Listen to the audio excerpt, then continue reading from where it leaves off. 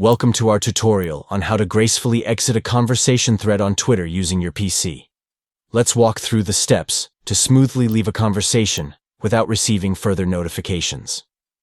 To start, locate the conversation thread where you wish to leave. At the top right corner, where the thread begins, you'll find the More icon. Simply tap or click on this icon to reveal additional options. Among the options presented, look for Leave this conversation. Select this option to indicate your decision to exit the conversation. After selecting Leave this conversation, a prompt will appear, informing you that you will no longer be able to be mentioned in this conversation, and you won't receive any more notifications related to it. To confirm your choice, click on Leave. By following these steps, you can gracefully remove yourself from a conversation thread on Twitter, ensuring that you maintain control over your notifications and engagements on the platform. Exiting a conversation thread on Twitter is a simple yet valuable feature for managing your interactions and maintaining focus on relevant conversations.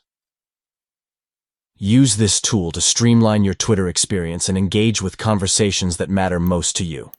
That concludes our guide on leaving a conversation thread on Twitter using your PC.